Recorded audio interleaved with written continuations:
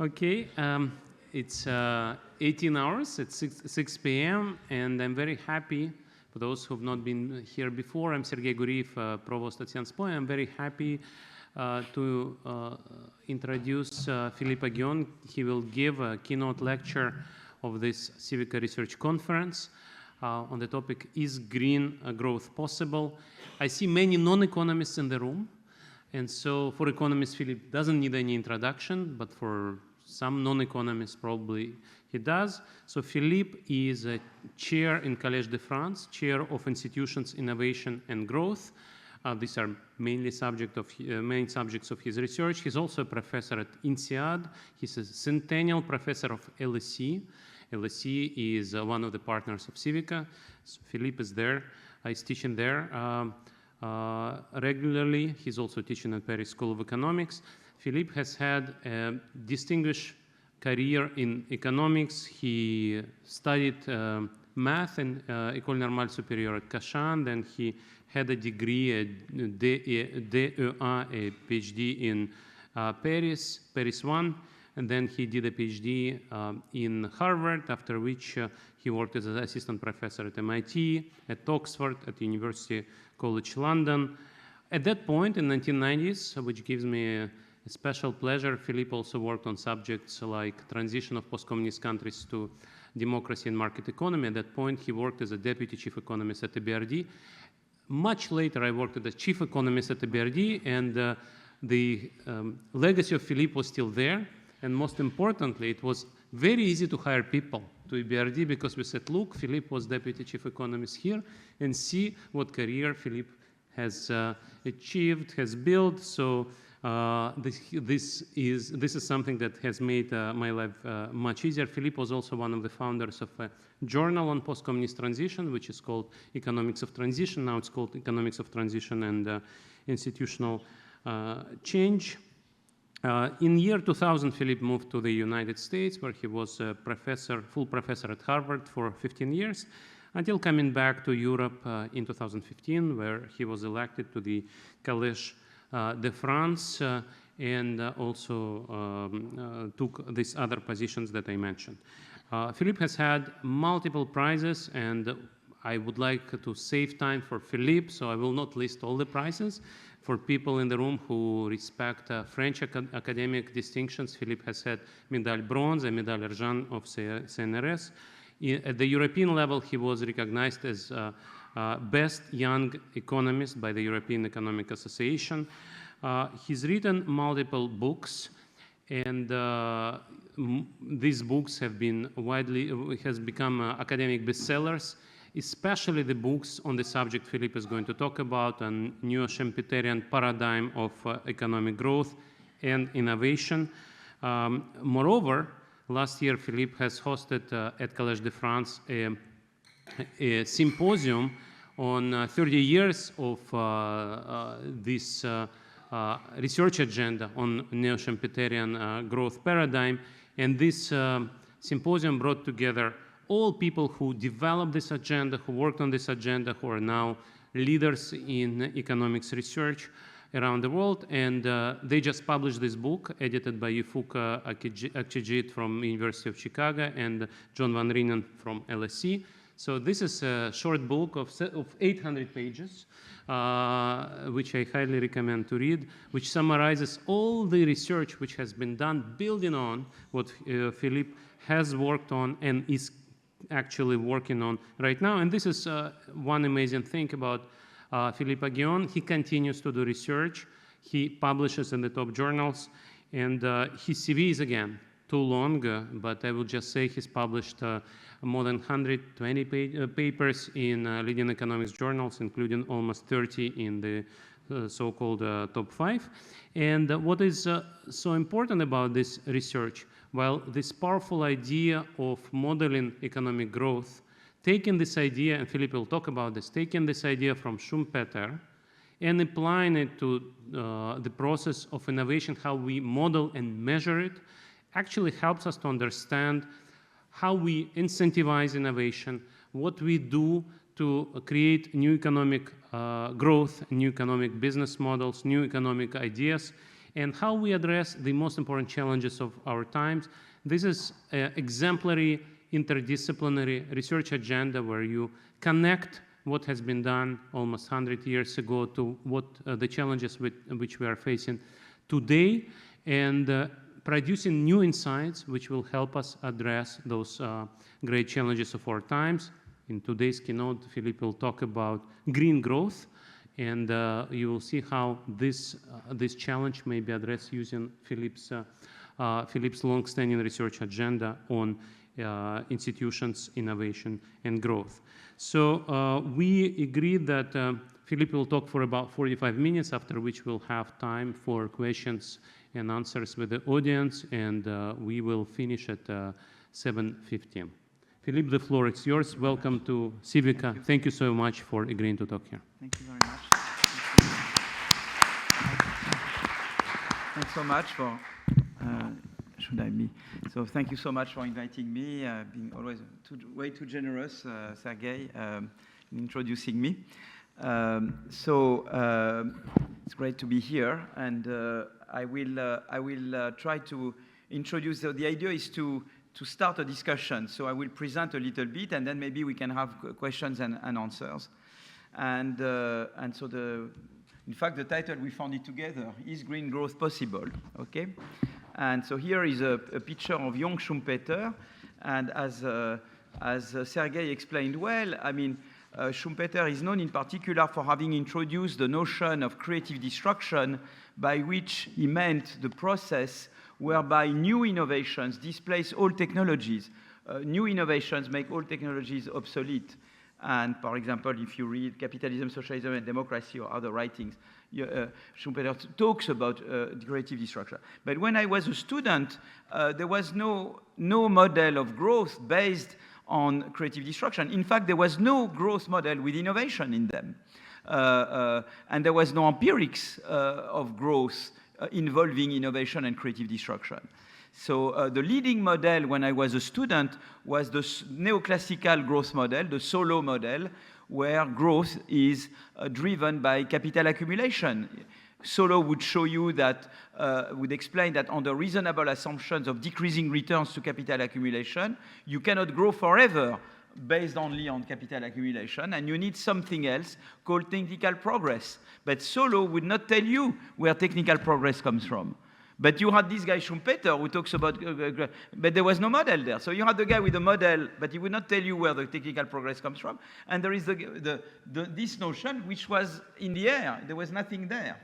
And so, in fact, with Peter Howitt, whom I met in 1987 at MIT when I started as an assistant professor, we decided from scratch to write a new growth model, which now became, now dominant in growth economics, in fact, and we refer to it as the Schumpeterian growth paradigm.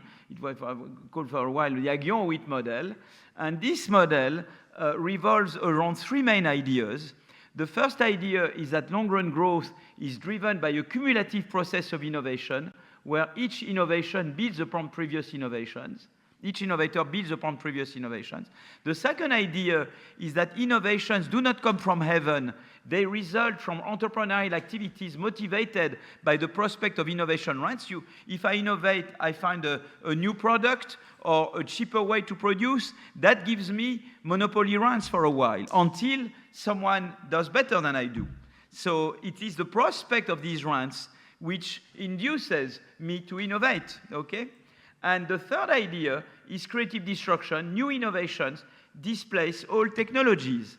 Now, you can see what makes this paradigm interesting is that it shows that at the heart of the growth process, you have a contradiction. On the one hand, you need the innovation rents to motivate innovation investments like R&D and other type of investment. But on the other hand, yesterday's innovators are tempted to prevent new entry and new innovation because they don't want to use their rents to prevent new entry, because they don't want themselves to be subject to creative destruction. And whether you talk about inequality, I know it's a topic very much on fashion, and whether you talk about secular stagnation, whether you talk about the middle income trap, why some countries start developing and then stop midway, you always come across this contradiction. And regulating capitalism is a lot about how to deal with this contradiction. How can I make sure there are rents to innovation, but how can I make sure that those rents will not be used by previous innovators to prevent subsequent innovation?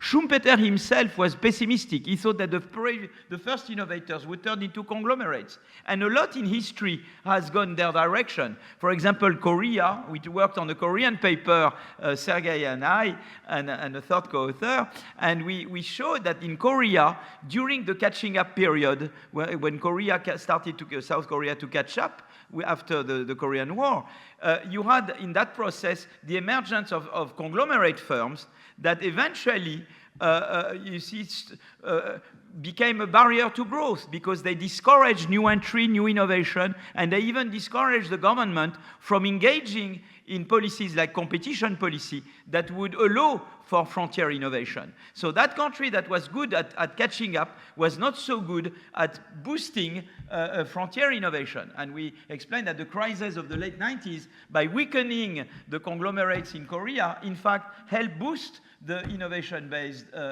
growth in Korea. Okay, so you see that this contradiction is there, and it's very important.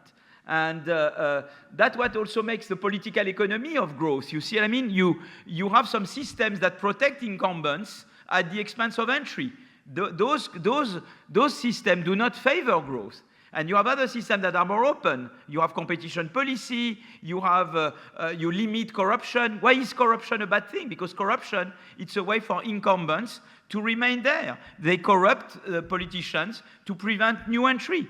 So you want to look at the role of democracy, why democracy is good, why corruption is bad.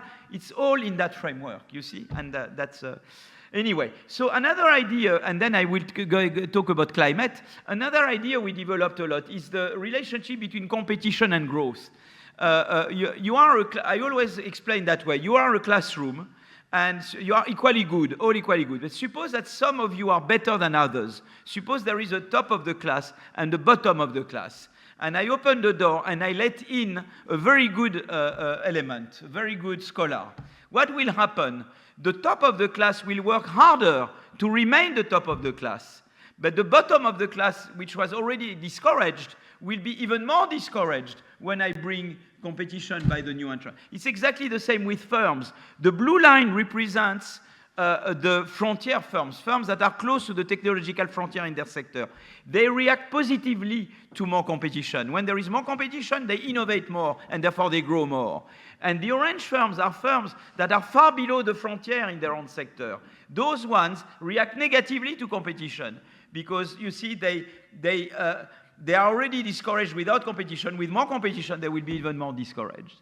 And that's important to know. And the more developed a country is, the more blue firms there is compared to orange firms. That's why the more developed a country is, the more growth enhancing it is to have competition in that country. Okay, so that's a kind of idea that the Schumpeterian approach will give you. It tells you that the policy you want to implement for growth is not the same in an advanced country and a less advanced country. When you are more advanced, competition becomes more and more important.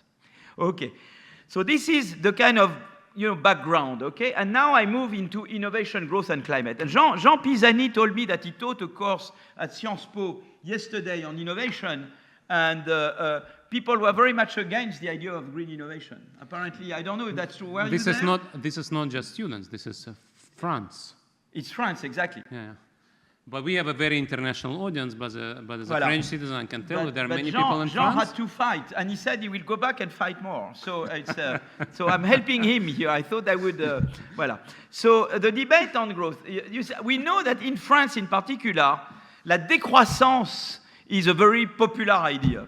You see, degrowth, and it's true that historically, temperature starts to rise exactly when you have the industrial takeoff. It's true that historically, no doubt, the rise in temperature is totally associated with the rise in growth.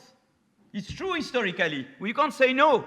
If I had to show the Madison curve that shows you the long-term evolution since Jesus Christ time of per capita GDP or GDP worldwide, you will have exactly the same curve as the temperature. It would be flat electrocardiogram up to 1820 and then going up. Exactly the same at temperature. Now, and it's true more recently, if you look at China and India, China is in yellow, India is in blue. And you see that CO2 emissions of China and India started to rise fast, sharply, exactly at the time where those two countries had accelerated growth. And so there is clearly, again, a link between the acceleration in growth in those countries and the amount of CO2 emissions by them. Okay? Now, does it mean that we should do décroissance? No. We had an experience of décroissance in France. It was the lockdown. You remember the first lockdown between March and May, June 2020, we are forced to have décroissance because we had to stop everything. We had the lockdown. The French GDP went down by 35% between March and May, June 2020, and CO2 emissions by France went down by 7%. Okay, so if we wanted to only rely on décroissance, on degrowth, to have a reduction in CO2 emissions, we should be permanently in the first lockdown. But you remember, it was unbearable. I mean, you know, you had on the youth, I mean, the young generations were sacrificed. Many couples divorced or killed each other. There were many bad things happening during the I don't know, in your lives, I mean, how did you change your life then? But afterwards, I mean, would you like to be permanently in the first lockdown? And the answer is no. But the answer is that there is a hope there because there is another way. The other way is green innovation. What do I mean by green innovation? So before I want just to tell you what is it. First, it is absolutely innovation in our behavior. That's green innovation. When we stop using plastic bags and we replace by paper bags, when you are much more careful, when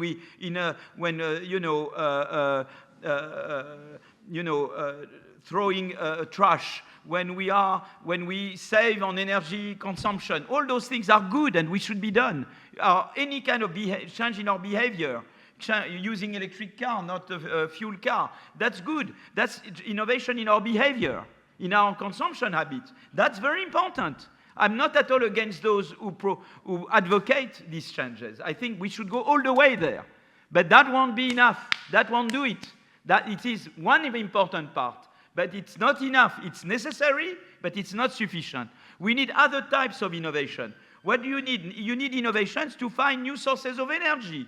For example, energy which is decarbonated. So that's why there is so much hope on batteries, on nuclear fusion, not fission, on hydrogen, on photovoltaic, on all new sources of energy that are decarbonated, and the aeolian, of course. Okay? So that's one thing. You have also to find ways to produce electric cars with less dirty components.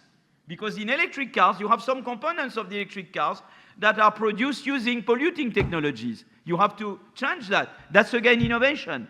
You have also innovation to save on energy, to do the same thing with less energy consumption. On that, you need to innovate. So that's all innovation to mitigate. Those are the mitigation innovation. Those are innovation that will reduce the speed at which temperature goes up. That's the idea. And those are all mitigation innovation. Then you have what we call adaptation innovation. For example, comment on dit une digue en anglais? Les digues. Digue? You know, to prevent the water to come in, they do that in Holland. How do you call les digues? Dam. Dam. Dam. D-A-M? D-A-M-B. The dam. D-A-M-B, okay. DM. So, DM. voilà. DM. Voilà. So, whatever. We have to find ways to build those guys cheaply, more easily. We will need those. We will need air conditioning, but air conditioning which consumes less energy. All that will require innovation. Those are adaptation innovation. And then there will be something I will talk about. You will laugh, but you should not laugh.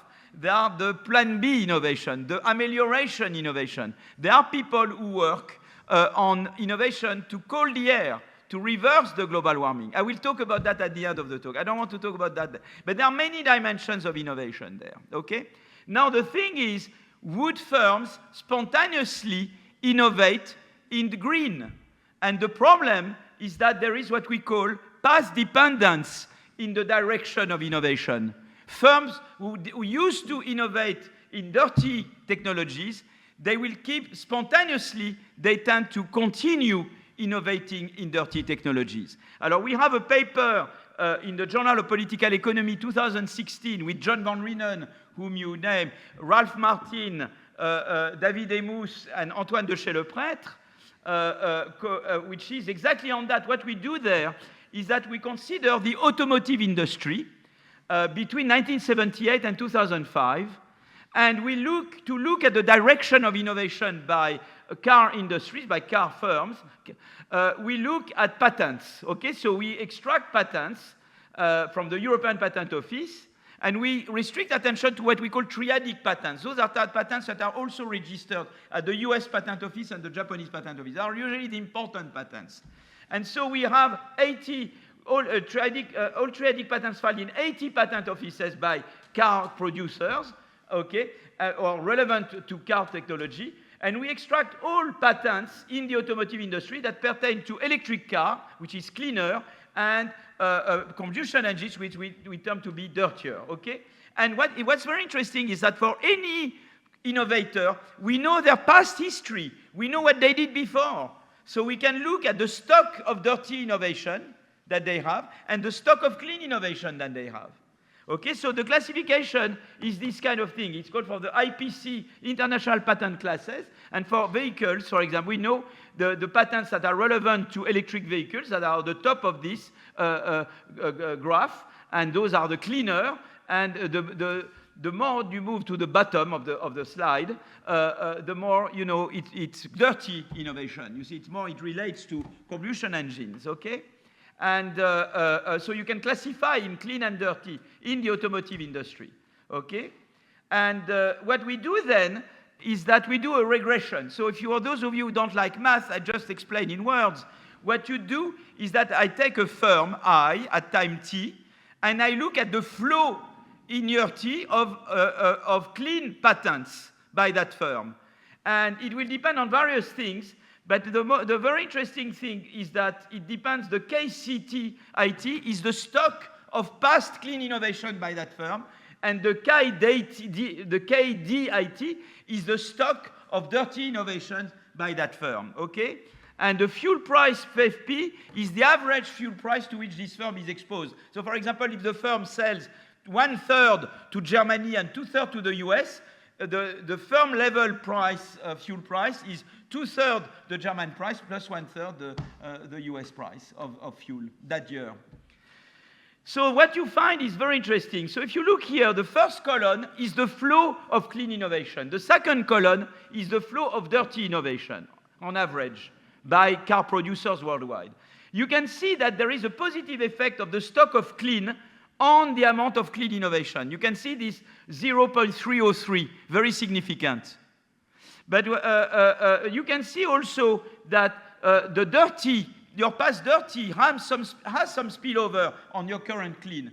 But you can see, if you move to the right, that your stock of dirty has a much bigger effect on your current dirty. So if I was subtracting, I do the first column minus the second column, which is like your propensity to innovate clean rather than dirty, you can see that the stock of clean will affect positively my propensity to innovate clean rather than dirty, whereas the stock of dirty will tend to make me innovate more dirty than clean. You see what I mean? So now suppose you have firms that in the past innovated a lot in dirty technologies, and you have no state intervention. Spontaneously, they will keep innovating in dirty technologies, and you get into an environmental disaster. So it means that, in fact, the bad news is that path dependence means that you keep doing what you used to do, implies that under laissez-faire, without state intervention, the economy may get stuck with dirty technologies. That's not what you want. But the good news is that government can avoid disaster by redirecting the firm's innovation towards clean technology. One way to redirect is the fuel price. You can see there that an increased fuel price boosts the clean innovation, but discourages dirty innovation. You can see the plus 886, that you boost the clean innovation, but you discourage the dirty. So the carbon price is one instrument to redirect innovation, okay? But it's not the only instrument, okay? So that's where you are. So now you want to move towards government policy. So what are the implications from this? There are a number of implications, and then we will start the discussion, and I would like to discuss with you. I'm sure you will have questions to ask. So one implication is that creative destruction helps me. What does it mean, creative destruction? Is to let new firms enter. Why is that important? Because new firms, they don't have the bad habits. They did not have the stock of dirty innovations. So if you let new firms come, and I will show that more and more later, the new firms, they are at the avant-garde of the green innovation. Because they are not loaded with the path dependence problem. So whatever you can do to let new firms enter, it's already green by nature. You see? So we will have the debate on green finance, but I don't know what is green finance. But what I know is that any finance that will help new firms is green because it helps new firms enter. Okay? So that's the first implication. The second implication is that you want to act now. You used to have, before the innovation-based model that I developed with my co-authors, Nick Stern, whom we like very much, was discussing with Nordhaus. And Nordhaus got the Nobel Prize in 2018, and deserves this Nobel Prize. But Nordhaus was using a model of growth with capital accumulation, a neoclassical growth model, to which he would add climate damage, climate externalities. He didn't have innovation. And so they were fighting about, should we move right now or should we be progressive? Nordhaus would put more weight on current generations because he would assume a certain discount rate, which would put more weight on current periods. And he would say, let's go progressively because otherwise the burden on current generations is too high. Nick Stern, who has a lower discount rate, puts more weight on future generations, would say, no, we need to act quickly, otherwise we damage future generation. But the debate was essentially on the discount rate. When you have endogenous directed innovation, even with Nordhaus discount rate, you want to move right away. And that's the dentist problem. The dentist, if you have a cavity and you wait until you go to the dentist, the cavity will grow deeper and then more drilling is required to cure the cavity. I was at OECD a week ago, and I had been at the dentist in the morning, and I said, God, I will tell the story of the dentist. And I was afraid I would get me on anesthetic, and I would tell the dentist story like this. But fortunately, there was no need for anesthesia, and I was not, otherwise I would have told the dentist story with the anesthetic. Anyway, but you understand the idea there? It's exactly the same. If the state does not intervene now, firms will continue to innovate in dirty technologies. Therefore, the gap between the clear and the dirty technology will widen at the benefit of the dirty, which means that the cost of intervention, which is reduced growth as long as clean technology catch up with dirty technology, will increase. Because there are some people who tell you that, like Michael Porter, that you can have a costless transition energy. That's not true.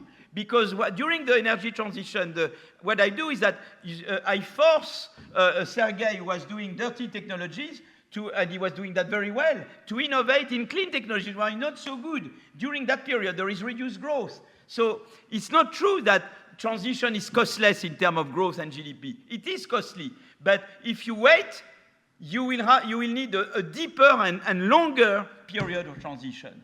So the idea there is that even with a Nordhaus discount rate, you want to act right away, because if you don't act right away, you will have firms innovating in dirty, the gap between the dirty and clean will widen up, and you will need more intervention. We'll see there are many important implications for macro policy, okay? And so, for example, here we look, we calibrated our model that I did with Acemoglu, Emus, and Burstein, and we looked at the equivalent, at the welfare loss of waiting, 10 years or 20 years. With 1% is the Nick Stern discount rate. Well, 1.5% is the Nordhaus discount rate. But even with the Nordhaus discount rate, you lose welfare in terms of, and here it's measured in terms of per period consumption if you wait. You see, you don't want to wait. And you can see that on this figure. Okay, you have two curves. There is one curve which is smoothly increasing, and there is one curve which is above and then becomes below, the red one. The one which is above and becomes below, that's the one where you wait. When you wait, of course, GDP will be higher for a while because growth is higher. You grow faster, that's the GDP you represent. It grows faster when you don't, but then you start later, and you see that because you waited more, the red curve becomes lower than the green curve. So when you start earlier, it's true that in the short run, you will have lower growth and lower GDP, but eventually you have more growth and more GDP. So you should not wait, you should act right away. We will see that it has important implications when we talk about macro policy. And I will give you ideas for lots of papers you could write, okay? And debates you could have. You will not regret having come here today. Okay, there is another implication. In fact, in my story, there are two externalities. You have the environmental externality. I pollute, so I damage aggregate GDP by my pollution, or aggregate utility. But there is also the knowledge externality, which is the path dependence, is that what I've done in the past, my accumulated knowledge, has an externality on what I do now. There is also contemporaneous knowledge externality. So because you have two types of externalities, in economics, you need more than one instrument to deal with them. And I know that my friends in Toulouse, and I love Christian Gaulier and Mar Regent, but in the Blanchard-Tirol report, you know, it was a lot about carbon tax, carbon tax, carbon tax. I said it's great, but that's not enough. You need two instruments. You need carbon tax and subsidies to green innovation. Call it green industrial policy. Oh, God, bad word. Industrial policy. You need green industrial policy on top of the carbon tax because you have two externalities. You cannot deal with it with only one instrument because to deal with it with one instrument, you would need a huge carbon tax, and we show that here. If we use only the carbon tax, you need a carbon tax 15 times higher during the first 5 years and 12 times higher during the following 5 years. And of course, it hits current generations. And it's bad. It's a bad way to distribute between current and that's why you want the carbon tax to deal with the immediate environmental externality and the subsidy to green to deal with the deferred knowledge externality. You see, and that's why you need these two instruments. That's a very important, it looks like an obvious point, but I can tell you that we had to fight like mad to get in the Blanchard-Tirol the two legs and not only one leg, which was the carbon tax. Well, I think it's a huge achievement, and then Nick Stern helped me a lot, and Peter Diamond did as well. Okay, so now I can reinforcing the case for green innovation subsidies is to say, well, suppose now I complicate a little bit and I introduce an intermediate source of energy. In the US, it was shale gas. I'm not advocating shale gas in France. We have the nuclear plants, okay? But it's an intermediate source. We hope to do better later on, okay? How should we design the energy transition strategy? So that's a recent paper we just finished with Acemoglu, Barrage, and Emus. And so you can see here that you had in the US the shale gas revolution. Around the late 2008, 2009, they improved the technology for extracting shale gas in the US, okay? And so people, they moved in the US a lot from shale gas generated electricity, from coal generated to shale gas. You see, they moved from coal to shale gas. And you can see here the share of electricity from coal, which is the red curve, going down more sharply around 2008, and the share of electricity in the US generated with natural gas going up sharply around 2010, okay? So now the problem is, and the same debate would be with nuclear, okay? So you contemplate an intermediate source of energy. What should you do? Well, in the short run, it will have the two kinds of effects. First, it has a substitution effect. You substitute shale gas for coal. Or in France, we substitute nuclear for coal. Well, that, of course, nuclear or shale gas, it's great because it's less polluting. You reduce pollution. But on the other hand, when you introduce the new source, you make the energy price cheaper and people consume more energy.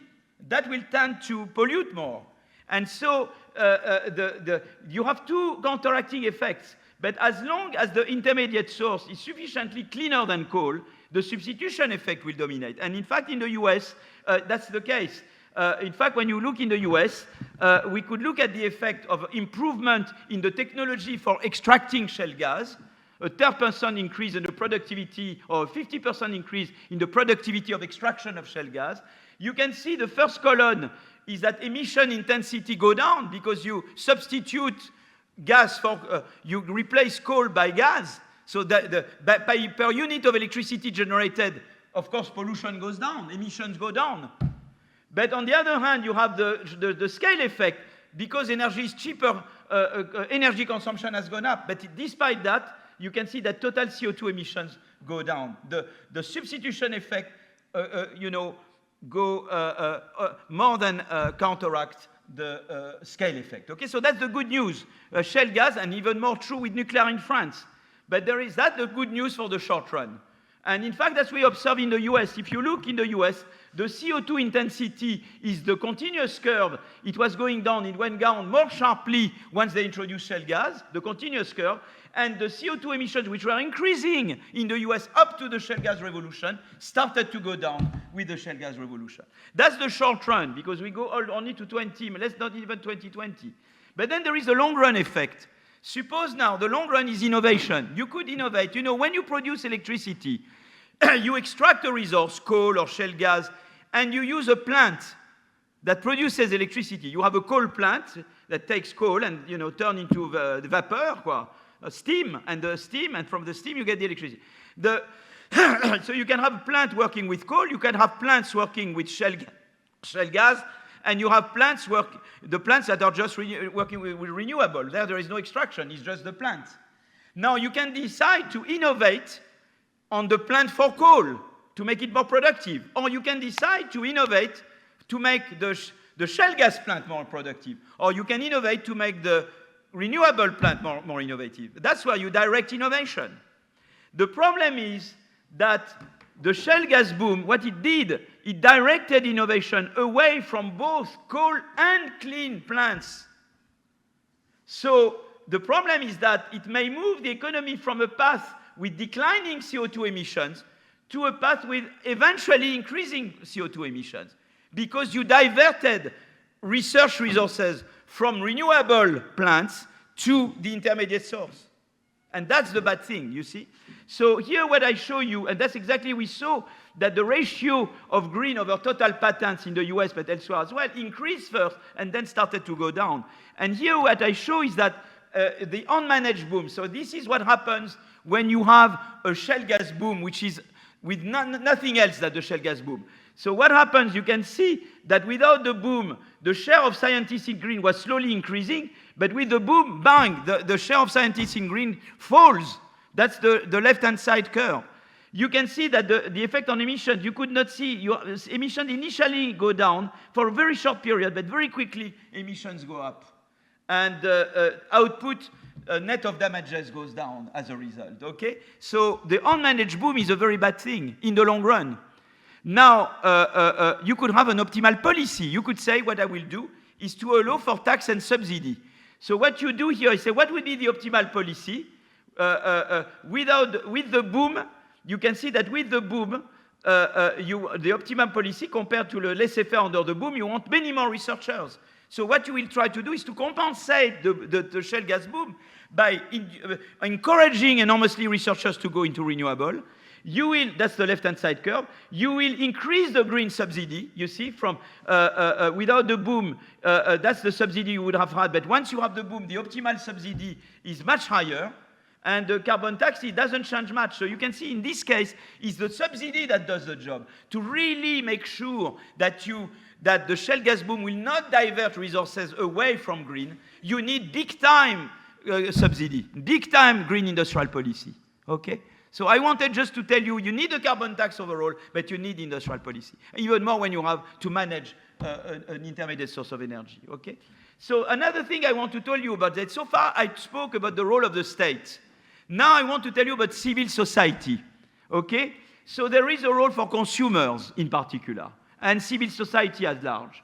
So that's a paper I wrote with Roland Benabou, Ralph Martin, Alexandra Roulet.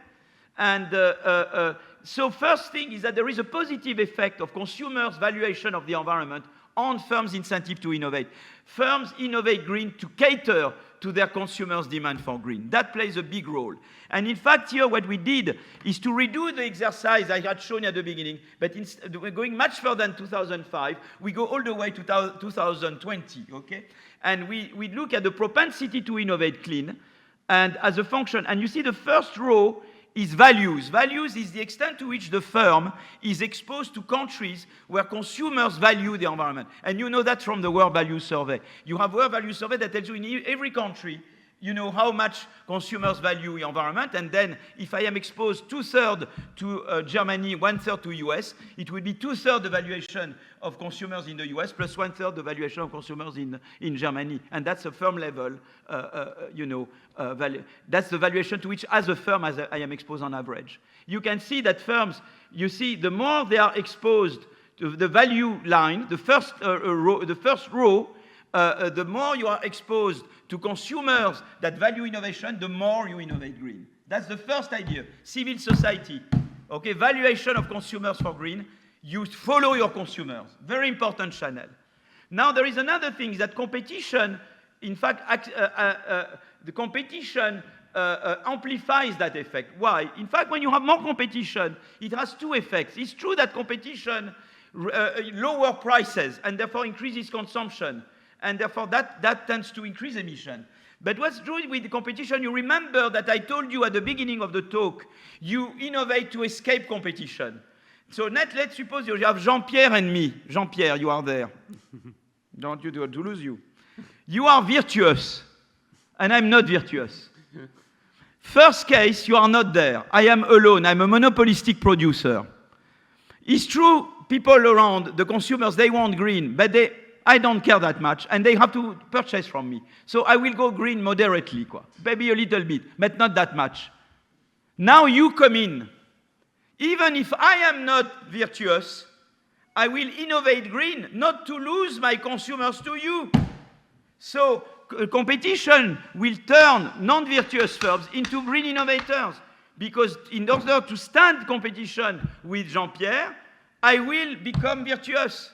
So I said before, you innovate to escape competition. In this case, when you are in a country where consumers value green, you innovate green to escape competition, you see? So that's why you find now, if we go back to the table, look at the third row. The third row, you have value interacted with competition. And you see, it's always positive significant. It means that values, when you are exposed more to values, to consumers that value environment, you, as a firm, you innovate greener, all the more when there is more competition.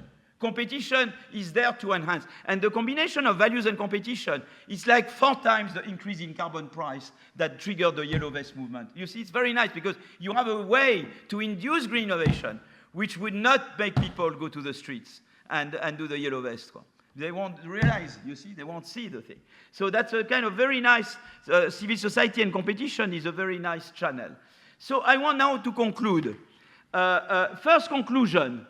Innovation-based climate models suggest that laissez-faire leads to disaster due to past dependence in the direction of innovation, due to the fact that firms that innovated dirty technologies in the past will continue spontaneously to innovate in dirty technologies. Second conclusion, when you have endogenous directed innovation, you must act now and multiple, and so because if you don't act now, the gap between the dirty and the clean technology will widen up. It will be more costly to act tomorrow. Third idea, because you have two externalities, the environmental and the knowledge externality, you need multiple instruments, not only the carbon tax. 3, you need to make firms, to redirect firms' innovation towards green, you need the state and the civil society. So you have the triangle between firms, the state, and civil society. It's very important. Second conclusion, I would like to say something about the role of finance. You know, I will tell you something. There is a kind of hypocrisy. You have some central bankers, I won't name them, that increase interest rates a lot. And they say, but you know, I do green finance. And they show you some gadgets. Okay? This is, you know the word, starting with B, which I will not pronounce because I'm being filmed. Okay? So this is not serious. Voilà, let's put it. If a central banker, no name here, increases a lot interest rate and at the same time she or he pretends to do green finance, this is not serious. Because just by increasing interest rate, it will discourage young firms to innovate. And they are the ones who lead the transition. And I will show you that it's not just, so it's current work I'm doing with Antonin Bergeot, Martin Derrida, and John van Reenen. And so I will just show you something that motivates our analysis. And we look at the German banking crisis and the effect on green innovation. And there were some firms in Germany that were exposed. Commerzbank is a bank that almost went bust and had to cut lending after their losses to international trading portfolio. Okay, so Commerzbank really had to crunch credit to the firms it was lending to when with the advent of the financial crisis. So then you can do a difference in difference. You can compare firms exposed to Commerzbank lending versus similar firms not exposed to Commerzbank lending before and after the crisis. Difference in difference, okay? And what do you see? Overall patenting, nothing happens. Between the firms that were exposed and not exposed, patenting was not affected by the fact that Commerzbank went almost bust. You see, the firms that were relying on Commerzbank, patents overall does not react. But when you look at green patenting, it goes down a lot. You see green patents? That is, the interest rate go up. I mean, there is a credit restriction. And what's very interesting now is that it's not so much because of the old firms, it's the new firms that had to cut credit. Why isn't it so much a problem for the old firms? Because the old firms, they can cross-subsidize. You see, when you are old firm, you are usually bigger. You can cross-subsidize. You have also, the bank, you have a trust relationship with the bank. The bank will not want to lose you. So it's particularly bad for and so the problem is, when you had the Commerzbank problem, it discouraged young and small firms in Germany to innovate green. But we know that those are the firms that lead the green transition process, because those are the firms less subject to the past dependence problem. So the thing is that anything that leads to a credit crunch delays the transition to the green economy. You see what I mean? And so now, one conclusion is that raising interest rate too much will slow down the transition to a low carbon. Now remember that usually, if you talk to Christine Lagarde or to other heads of central bank, they will tell you, I raise interest rate because I want price stability. I'm not against raising interest rate in the face of inflation. The question is how much? And the thing is that, we know also that global warming is a source of price instability. So if you increase interest rate too much, by delaying too much the green transition, you will prolong global warming, and therefore you'll prolong price instability. So you have to talk now to a central bank that you should factor that in how much you rely on interest rate. There are other ways to fight inflation. Inflation is that demand is too large compared to supply. You have two ways to do it. You reduce demand with interest rates rise, but you could also increase supply with industrial policy. And I was discussing to Benoît Cœuré. I mean, nobody has really formalized that, but the central bankers know it. You could have complementarity between interest rate policy and industrial policy. And you don't want to discourage the latter, because you need both. And the latest inflation was not only due to demand, it was due to bottlenecks. And you want to get rid of the bottlenecks. Supply side are the things you need there. You want to increase interest rate initially to, of course, coordinate expectations of the agents towards the fact that inflation will be reduced in the longer term. You need interest rate rise, but you need to complement it with smart industrial policy. So raising interest rate too much may defeat the purpose of price stability because it will slow down the transition to low carbon. Second idea, I know we have a high debt in France. We have to reduce our debt, but we should not do it at the expense of green investments. Because I told you, if I don't do any green policy, firms will continue to innovate dirty, and therefore future generations will have to spend more for their green transition. So it's important, of course, to keep in mind the public debt, but there is what we call the environmental debt. The two debts should be looked together. So I should not put on the same footing reducing recurrent spending. And we did the pensions reform for that, to reduce, recurrent spending. But I cannot put that on the same footing as green investment, because if I delay green investment, we know that it increases the cost of action for future generations. And therefore, they have a higher environmental debt, they will have to spend more. So it means that now when you think about, fiscal policy this time, you have also to factor in the green transition. You see, you cannot just reason public debt and I don't care about the environmental debt. You should look at the two debts together. You see how now you have to do macro differently, both in the monetary policy with interest rate policy and with the fiscal policy, budgetary policy, you need to factor in the green transition, okay? So another conclusion is that how you finance the energy transition. There I had the debate with my friend Jean Pisani. We most of the time agree on many things. I don't believe, honestly, that restoring the wealth tax in France is the way to finance the green transition. It's too much money. You need too much. The green transition is very much like when we built railroads in the 19th century in France, for example. We had to cover France with new tracks. We had to, and for that, we needed public-private partnership. In fact, the way it happened there, the state was investing. But of course, also private companies like les Frères Perret were involved. So you don't want to stab them, you need them. So the way to do is I'm very much Mario Draghi. I'm a Draghist, you know. Mario Draghi, what he says, EU borrowing, EU should borrow. And we can borrow based on the revenue from ETS or carbon tax. Then we have some public funds. Then what you can do is that you can do development banking. In fact, Sergei, you told me, you remember we had this exchange of mail, you told me that for any euro EBRD would put in, they would finance 3 euro projects, okay? So suppose you can raise 500 billion euros with the borrowing, EU borrowing, it means you could invest up to 1,500 billion euros in green transition. Now, how to do it? You do smart green industrial policy. I told you I am in favor of competition. And it's true that if you do industrial policy in a way that a government decides about champions and about winners, you destroy competition. You don't want to do that. You want an industrial policy which is pro-competition. But the Americans, they invented the DARPA, the Defense Advanced Research Project Agency in the 50s. They were racing with the Soviet Union. They needed to put a man in space in 2 years to have missions. They had the basic knowledge there, but they needed to turn it into applications in short periods. What they did is to name team leaders. The team leaders would elicit competing projects to fulfill the missions. And so it was really much an industrial policy with the top-down part, the money comes from the ministry, but with the bottom-up part that you elicit projects. With the vaccines, the same thing. We are all here today because of BARDA, Biomedical Advanced Research and Development Authority. Similar thing. Moncef Slaoui, we know him. He would explain that very well to you. You know, the money, the Ministry of Health in the US or whatever. And then they had many labs competing. You know what I mean? They elicited many labs, and some of them we all know because they succeeded. Many of them we don't know, they did not succeed. But again, it was a pro-competition industrial policy. So if we have this idea of EU borrowing, green development banking with smart industrial policy, we can move on. And that's, I think, what's required for the green transition.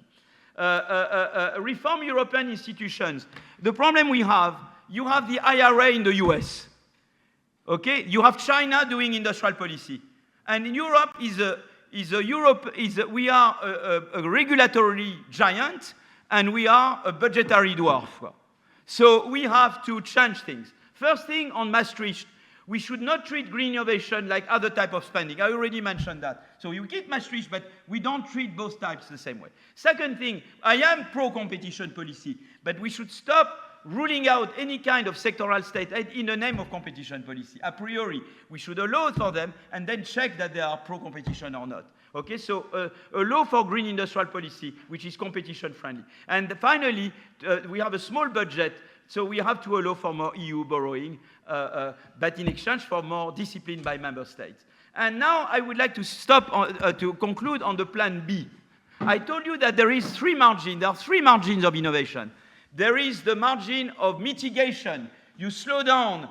That's all what we do. You know, the nuclear fusion maybe will work, the photovoltaic. Then you have the margin of adaptation. And then you have the margin of amelioration. There are some people, you may laugh, who work on devices to cool the air.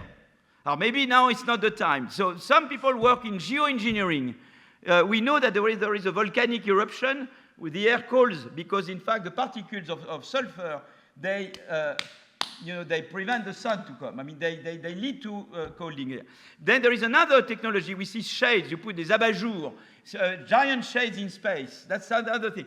That's all very, I don't know if that will be the way, but I think it's, some people laugh when we talk about that, and please laugh, feel free to laugh. But I want to tell you the story where you laugh less. First, there is a movie which you all should see. It's, you are too young, but I think Jean-Pierre and you are almost young, but I think we, the two, have seen it. It's called The Tower Inferno. 1973, you had a movie with Paul Newman and Steve McQueen called The Tower Inferno.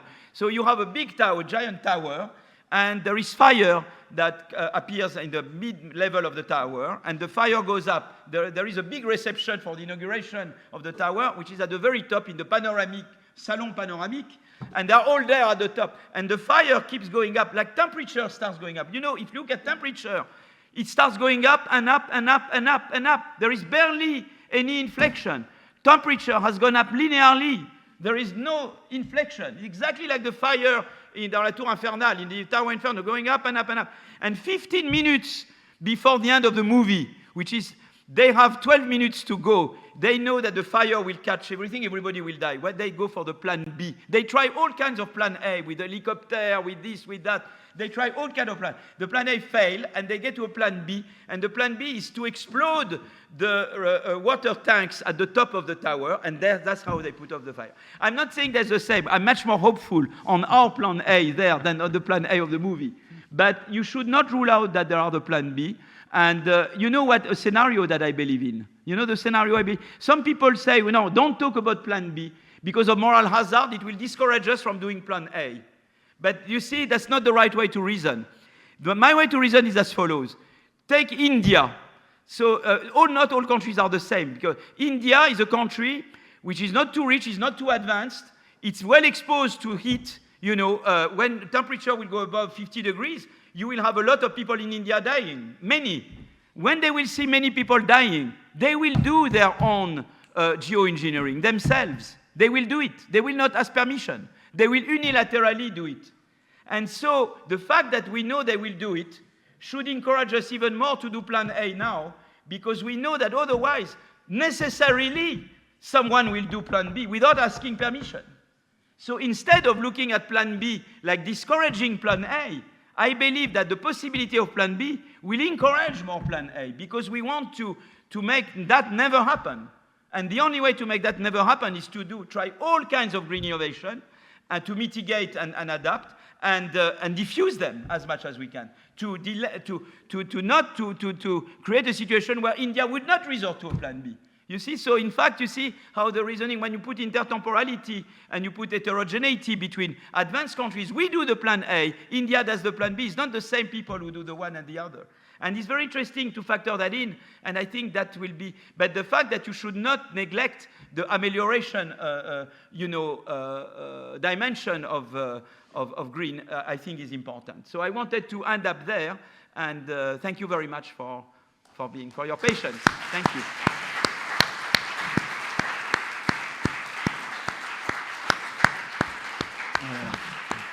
Thank you very much, Philippe, for this extremely rich talk, rich in insights, and about 10 slides of conclusions, which are all very interesting.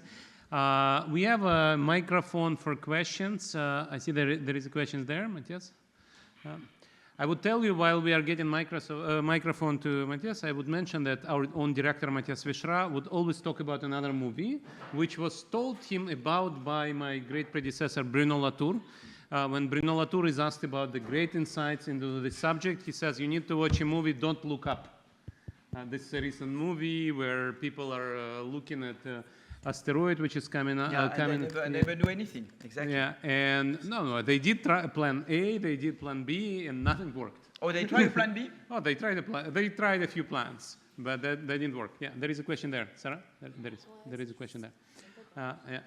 And but this is also a very, very powerful movie. So I'm working with Adrien Bilal on the plan B. Voilà, okay. Adrien is a very promising scholar at Harvard University. We know. We tried to hire him. He didn't come. Oh, you tried to hire Adrien? Yes, we made an offer. Yeah, but maybe one day he comes back. We always come back. I came back. Yes, exactly. We always come back home. All of us.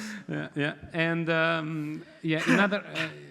Go ahead, Matthias. Yeah, thank you very much. Wonderful talk. I have a question about the Schumpeterian inspiration that you're drawing, and in particular about the conglomerates. in Schumpeter, at the end, he ends up saying that the conglomerates are the ones that are making the extra profits capable to finance innovations, if I remember it correctly. And so you have kind of discarded conglomerates in their role for the transition, making the argument that they are subject to past dependency and hence they cannot be expected to be the source of good. My question is twofold. The first question is there not any means by which we could move these conglomerates to engage in what you called clean transition? Absolutely. In fact, that's exactly what the talk was about. Carbon tax and subsidies to green innovation is to deal with conglomerates, is to push the conglomerates to innovate green. You see what I mean? That's the thing. So that's precisely. You can absolutely push them, but the carbon tax, the green industrial policy, and also the consumers, the competition and education. You educate consumers, or you try to make sure they have values that develop, together with competition. All those things make conglomerates innovate greener. Absolutely. I think that was the example between Philippe and Jean-Pierre. When virtuous exactly. Jean-Pierre enters the room, even conglomerate Philippe moves in the right direction. Yeah. Thank you. In that context, I had to think of EDF and the current state ownership of EDF. Is it not possible that maybe the state should take over some of these conglomerates and then push them? And what is the state, the French state, doing today for EDF and this kind of question? But I don't know if ownership is the way. I mean, necessary. I'm not opposed to state ownership of some type of things like public services. You know, some certain kind of goods, you know, are better managed by the state. You know, I'm not to privatize prisons. I'm not to privatize schools. There must be private schools, but I like the fact there are public schools. You see what I mean? I like the fact there are public hospitals. So I'm not there to say everything should be private. And there are, but you know, public is not enough. You know, in socialist economies, everything was public, and they were polluting a lot. I mean, Sergei can testify to it. So the ownership in itself will not necessarily, because you may have the same kind of agency problems. Ownership in itself does not solve the agency problem. Not mean that I am a priori against, you know, all private, or you know, no, it's not. Yeah, more questions? While we're passing the mic, I would just add, indeed, that the simple fact... feel free to answer the question. The simple fact is communist countries polluted twice as much as countries at the similar level of development. And then the other thing is they were not very good innovators too. And except in weapons because of competition. Yeah.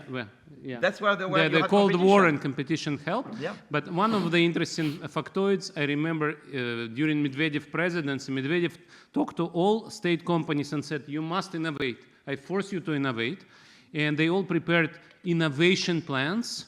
And 15 years later, we don't see Russian state companies being innovation champions. Actually, nothing has happened. So, yeah, go ahead, Catherine. Yeah, thank you very much. Catherine Rees from Bocconi University. So I really like the two instruments and also the green industrial policy. Some of the simulations or the data that was given has a very long-term view. And I'm someone that studies political economy, and then I'm a bit worried about the fact that the incentives on the political side in order to do some of this green industrial policy are very short-term, also because the actual fruits of some of these things might take a little while. Yeah, it's always the same problem. Yeah. So, for example, Rishi Sunak, as an example, that might have actually been the benefit from Brexit to actually green earlier than the European Union, but he did the reverse, which probably had to do with a lot of electoral domestic politics concerns. So I was wondering what your views on that. But you see, that's where I think it's another argument for green subsidy or industrial policy versus carbon tax. You see, Sunak, you saw the congestion charge. It's very easy to move back the congestion charge or not to move. Whereas if someone started a green program, it's much harder to reverse because it's very visible. There was a program there and I stopped the program. You see what I mean? So that might be another political economy argument in favor of the industrial policy, actually. Because it's much easier to reverse a tax than to reverse a program that goes on, a subsidy.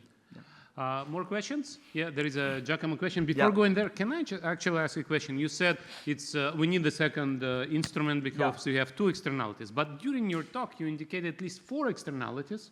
So you talked about pollution externalities. You talked about cross-section knowledge diffusion from one firm to another. and also dynamic knowledge accumulation, stock versus flow. The more I do, the more I know about this technology.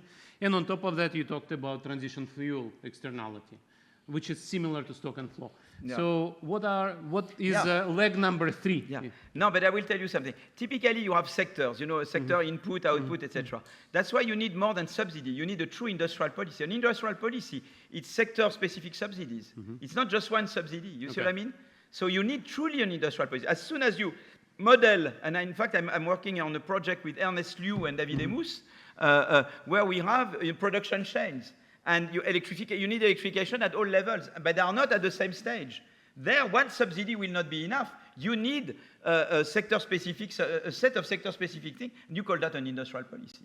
Excellent. So you do need a GOS plan and a big model, and say but you need to have but then you need to make it pro-competition. Yeah. That's where it stopped being GOS plan. You see, that's the thing, is to make, you need DARPA. Yeah. Giacomo. Thanks a lot for the fascinating talk. So industrial policy, it's a pillar in your ideas. I personally agree. We don't know much about industrial policy in Europe, frankly, meaning that we abandoned several decades ago. We played a lot with competition policy. As soon as you start talking with industrial policy, you end up in Europe with state aid issues. At some point, you mentioned the difficulty of coping, so having industrial policy and at the same time granting that is not affecting competition in a negative way. I would ask you if you can elaborate, because that's a very tricky point, at least to my knowledge. So I think it's important to say, for example, there are ways, I work on various studies with Mathias Douat-Tripon, Patrick Legros, and others. First, we have evidence that when you do subsidy in a way that where you target competitive sectors, it works better.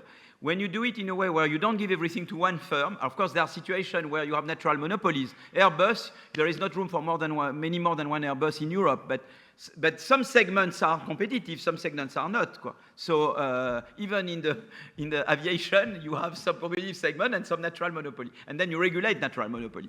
But the way to do is to target competitive sectors or to make sure that the subsidies, as much as you can, unless you are in a natural monopoly, you don't give the subsidy to only one firm. You maintain competition. You see, so what you have to do now is to enter in a way where you make sure that you don't lead to more concentration as a result of the subsidy, and that can be monitored. So the idea in Europe is to go from an ex-ante approach, which is no private sectoral state aid, to a more ex-post approach, where you allow for some sectoral state aid, and you look ex-post whether competition went down or not, and then you intervene if it's not going well. You see what I mean? And so it's another way to combine the two. You see, and DARPA, of course, is naturally a pro-competition because you elicit competing projects.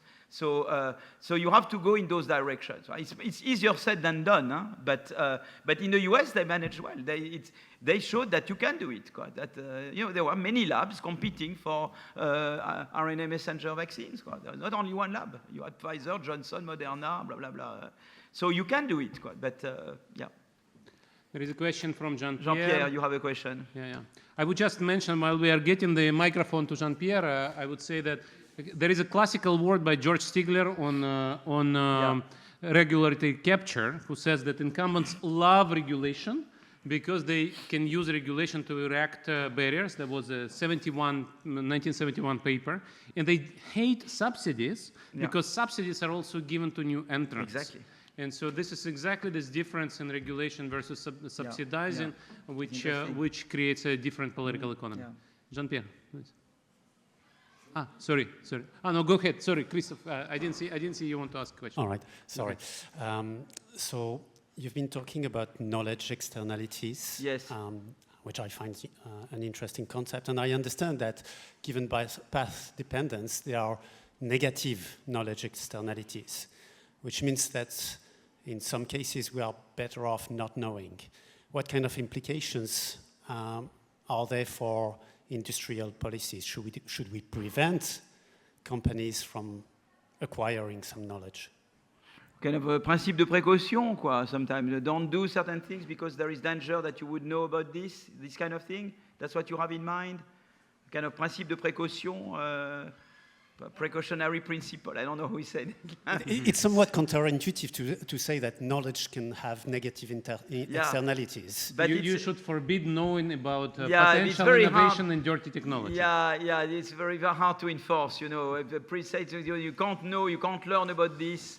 I know there were some cases, no, in biology where we say don't go there too much, so there might be, you have to regulate that, you may want to regulate certain kind of things, but right now we talk about this during when we talk about artificial intelligence. You see that very important players in this field sometimes are saying, let's slow down. Let's not invest in R&D on artificial intelligence because that's dangerous. Yeah, it's better. Me, I'm more in favor of, you know, my reflex is to say, don't just have safeguards to regulate with the consequences. Just make sure that you have institutions to protect, to make sure that it's not misused. But it's very hard to say, I forbid you to research. I don't know. Jean-Pierre, you've been head of ERC, so you know better than everybody know that it's kind of impossible. No, how can you tell people don't research? You don't give them money. You don't give them money, but you know, even you know, how can you know exactly that you research on this and that? I don't know. Then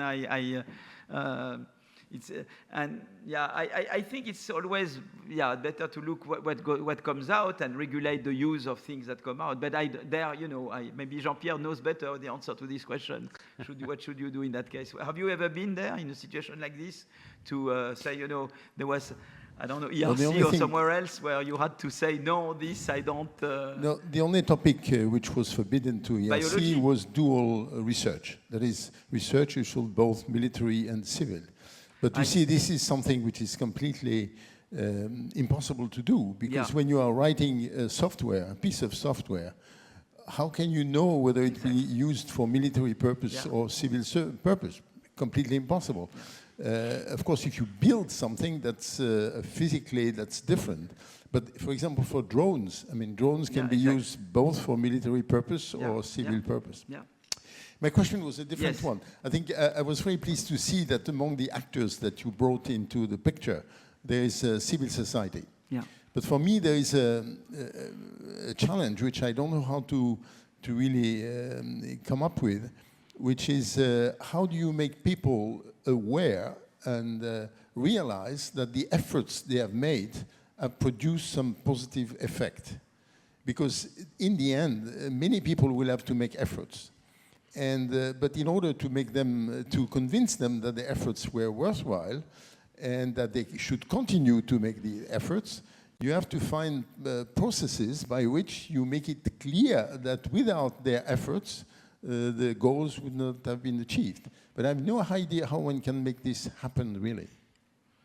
But you know, sometimes you have social norms. So, for example, plastic bags. You see today. Okay, no. I just said plastic bag. But if when maybe one day people will have electric cars and a few people will come with non-electric cars, they will not feel good. You know, the norms. But it's very slow. It's very slow moving to make you feel bad. You know, everybody is doing it and you are not.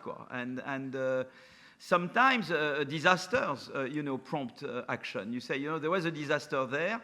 Now I'm really aware, and so I act differently, you see. It's very interesting to see what makes people suddenly act differently. Because it's a kind of Andreani model. The warm glow model. You act as if you believe that other people will act like you. So there's been cases in history where you act thinking that other people will act like you. Maybe with schooling or with things, you know, in history there's been moments where this has prevailed. You may know that on your own nothing changed, but you act as if you believe that the whole society is suddenly acting that way. And there are moments where where you feel, like wars are moments like that, or like where you feel, I can't not, it would make no difference that I go to the army and I defend my country, but I would feel so bad not going, because I think I am the country myself. So there are moments when this warm glow emerges, and the problem is how you make that emerge. So that's the next question, which is. But I believe that that can be something that can be. I think you have to try. The good news is that there are many instruments you can activate. There are many things you can do. And everything has to be done. It's very hard to say, no, don't do this and do that. I think everything has to be tried. But I believe there are some moments where people think, oh, wow, there was a big disaster there, or there was, and suddenly the warm glow part, Yeah, I think in SNSPA we don't have a psychology department, but in other CIVICA partners we do. And there is a lot of behavioral intervention, nudge, and so on that can help. The problem, of course, is sometimes people are deceived. And for example, the way we calculate offsets, people think they do a good thing, but we know that offsets are not necessarily what they are. And sometimes, Philippe mentioned green finance, sometimes it's just greenwashing rather than real green finance. So we academics should keep our intellectual integrity and remain to this. We now absolutely have to stop, and I would like to run a big round of applause to Philippe because of the talk and your question. Thank you so much. Thank you. It was excellent. No, but we did it both. Yeah. It was a joint venture. It's fantastic to do a seminar with Sergei because he answers all the difficult questions. And Jean-Pierre also. So I felt it was a joint. We are civil society. So we have to applaud them. Thank you. Thank you very much, Philippe, for coming. Thank you. Thank you. Thank you.